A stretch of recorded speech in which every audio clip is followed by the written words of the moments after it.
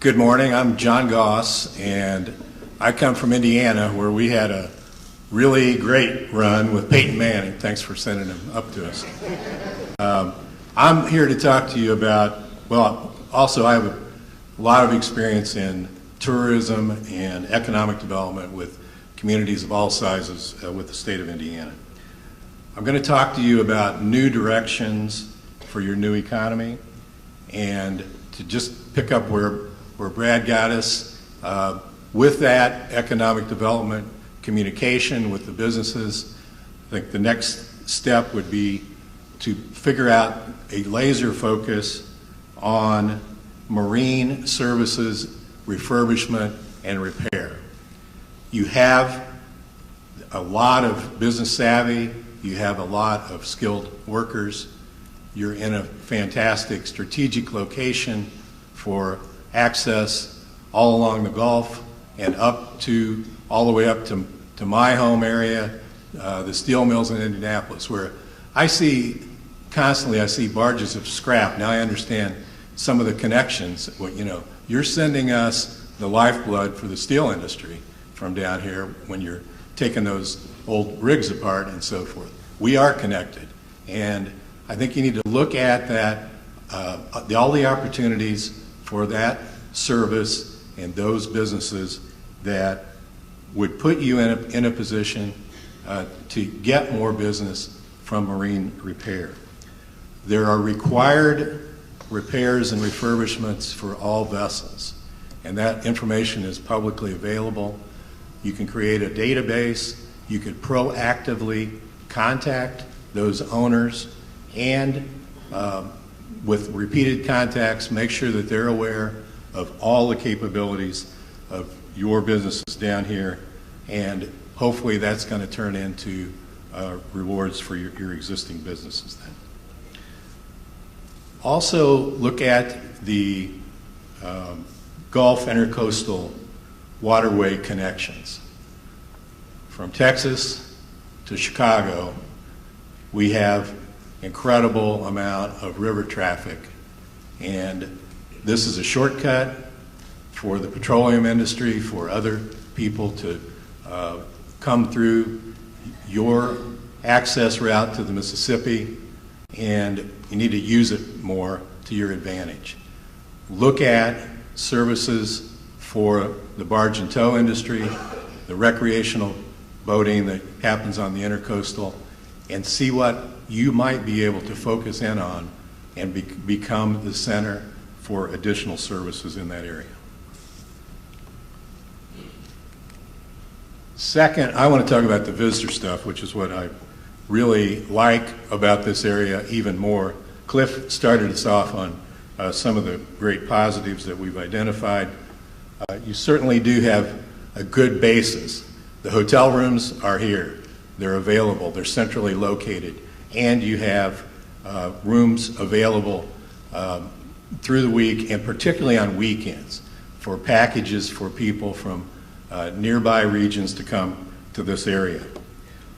Also, we're here to say that we've verified that you have a really genuine Cajun Coast experience that's worth taking a trip for, and it needs to be packaged and presented to other areas of the country. Also, Cliff mentioned the sign communication to folks that are coming through. We recommend that you focus on the wayfinding sign plan. I understand from Carrie that they just got the plan this week.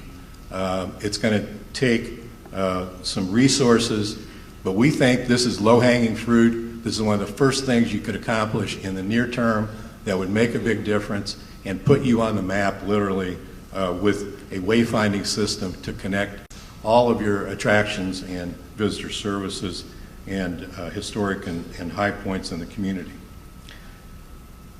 Also, the lake is a tremendous asset, and we recommend that you explore public-private partnerships there for expanding what is happening already. Consider the request for proposal approach for process to solicit proposals for a restaurant, an expanded marina, rental houseboats. Also, there's a need for more RV camping and primitive camping, I think, in this region. I come from an area where everybody likes to go somewhere in the winter. And a lot of folks I know have been to Florida, Arizona, Texas, the national parks. Not very many of them have experienced the Gulf Coast. And I think there's an untapped market for snowbirds, and those folks come for a week, a month, or the season. Some of them would be here for 3 or 4 months. So in order to expand your offerings for that, you would need more RV camping. There are private companies that could partner with you to develop some more facilities.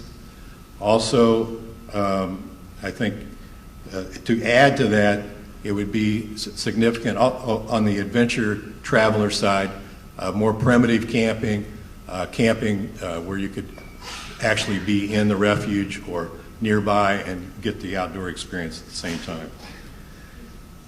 In addition, adding a trail system would be doubly beneficial. It would be great for visitors. The pedestrian bike trail plan that you have includes a connection from the lake to the riverfront and to Berwick's trail system. That is, again, a fairly significant near-term thing that could be your focus for an improvement. And there's added wellness benefits for all your citizens. The quality of life improves when you get more people walking. And I see some heads nodding because I know a lot of people like me like to walk. Also, focus on your other strengths. The wildlife refuges are really fascinating adventure possibilities. Focus on guided ecotourism, which there's a growing demand for internationally. You know, this is actually is a big picture attraction where you can offer things that no one else is offering in the country or in the region, and it would be very strong for you.